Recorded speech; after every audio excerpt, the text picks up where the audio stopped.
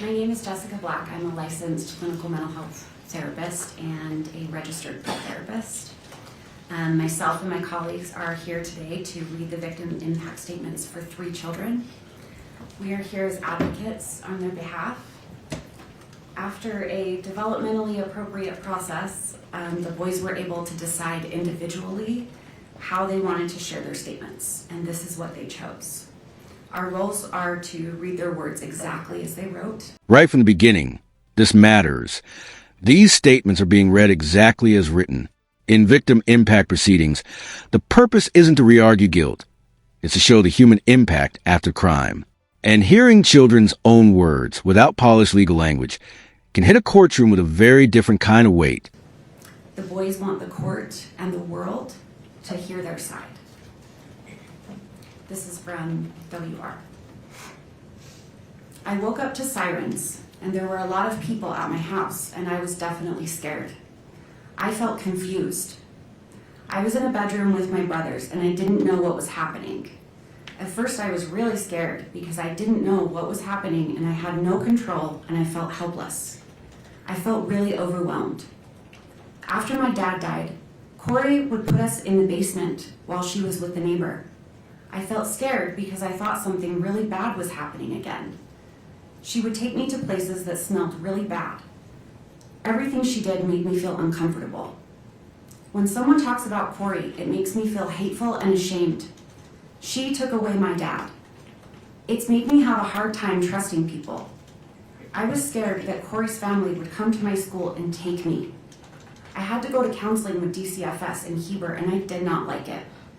DCFS made me talk to Kouri, and I couldn't do things that I wanted to do. I felt not important to anyone. I feel a lot better about myself now than I did with Kouri. I can't ever see my dad again. I want her to go to prison forever. Notice how this isn't just fear talking. It's trust. One of the hardest things trauma can affect is a person's sense of safety in the world. Question for everyone watching. When a child says they stop trusting people entirely, how do you even begin measuring the cost of that? If she got out, I would be so scared, really mad, and I wouldn't want to go with her anywhere. I'm worried that she would take me away from Katie and Clint. Once she is gone, I will feel happy, and I will feel safer and relaxed, and trust people more. Thank you.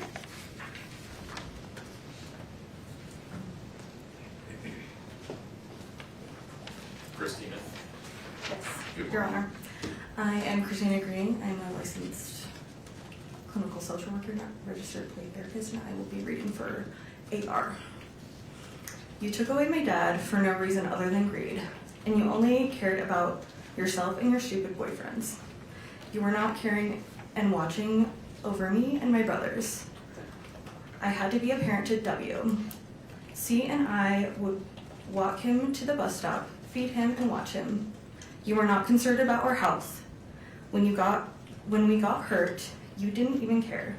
When C got ran over by a side-by-side, you still made him go to the soccer game that day without taking him to the doctors first.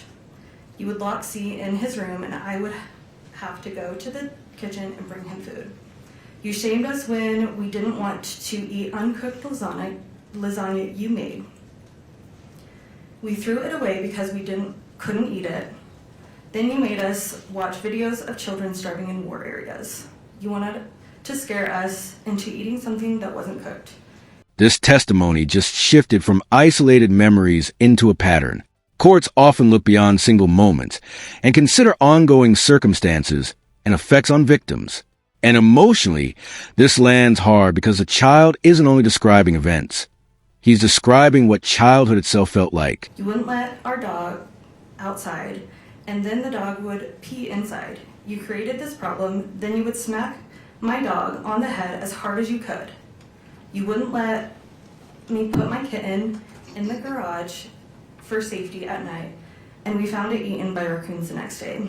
You wouldn't let us turn on and use the heater lamp for the chickens and bunnies, and they froze to death.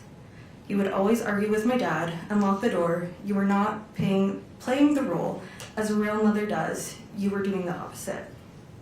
Now my dad can't be my coach anymore, can't be at... Listen to the contrast here. Most kids this age talk about games, school hobbies, and plans. Instead, he's talking about safety, accountability, and fear. That's a sentence that can stop a courtroom cold. any of my games. He won't be at my birthdays. He can't teach me how to drive.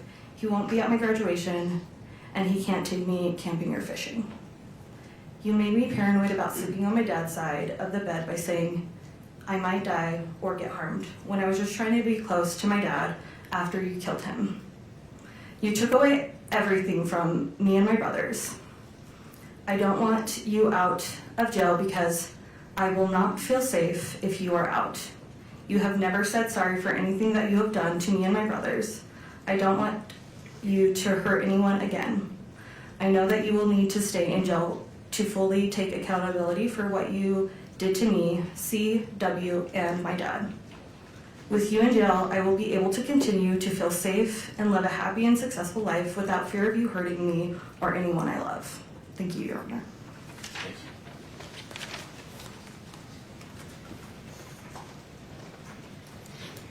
Sarah?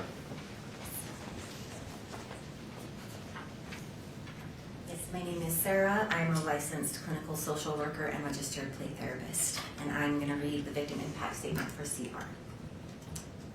My name and age now, my name and age I was at the time of the crime. CR, age 12, now 13. I was 9 when my dad was murdered. What I would like to see happen if the perpetrator is convicted of the crime, I would like to see Kouri get a life sentence. My thoughts regarding an appropriate sentence for the person who is accused of this crime and if they are found guilty. I think Kouri should get a life sentence because what she did is very sick, because it had no reason to happen and it impacted a bunch of people, including me. These are some reasons why I think she should have a life sentence. The information I feel is important for the judge to be aware of in sentencing. I think the judge should know that my dad was a good person and very thoughtful and kind and helped whoever needed help. He was always taking the extra mile to help people. My physical injuries as a result of this crime are as follows. I was sleeping and then I went to get a drink of water, then went back to bed. And when I woke up shaking and Bailey called the ambulance and they came and I couldn't talk for a while, I think Kouri had something to do with it because she didn't call the ambulance, she called Bailey. Small detail, huge impact. People sometimes overlook these moments, but children often remember responsibility and helplessness in very specific ways. It's not only, I was scared. It's, I was worried about the things I loved and couldn't protect. And Bailey called the ambulance. At the ER, Kouri resisted to have my blood drawn, and kids who usually have this kind of seizure is when they are a few months old to a year old. I learned later that Kouri bought more fentanyl and had it in the house when this happened. I think this is what happened. She did what she did to my dad in the living room. My experienced emotional injury because of this crime is described as follows. Sad. I feel mad that I have to feel sad. I went from being scared for my life to feeling really good. I was scared for my life because I didn't eat that much. Kouri was always drunk or gone. I was always locked in my room. I can't remember, but I am pretty sure the lock was on the outside.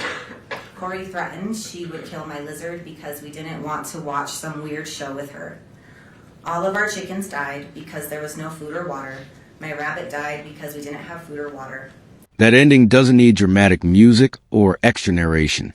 Across all three statements, there's a repeated theme: missing a father, wanting safety, and trying to rebuild life after chaos. Watching this, what stands out to you most? The anger, the grief, or the repeated search for feeling safe again?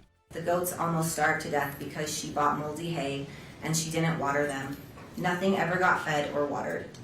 It didn't feel good to worry about my animals. I felt like I had to take care of my siblings. Ash mostly took care of me though, because I was locked in my room.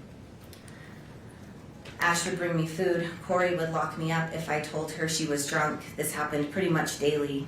I feel angry that she locked me in my room. I am angry almost all my animals died. I am angry she threatened to kill them. I am angry she killed my dad. I started to feel really good when I moved into a safe place. It was safe because the people around me were safe, Katie and Clint. I felt safe at Jake and Shalina because I wasn't with Kouri anymore. Counseling. I feel annoyed that I have to go to counseling and tell the story about what happened 55 million times. I feel better now because I know it's to help me. I would like to not have to go to counseling. I would like to have to not worry about anything after this trial is over. I want the judge to know I hope Kouri gets convicted to a life sentence. Kouri is always drunk. I want the judge to know my dad was a good person and I miss my dad. I miss my dad, but I do not miss how my life used to be. I don't miss Kouri, I will tell you that.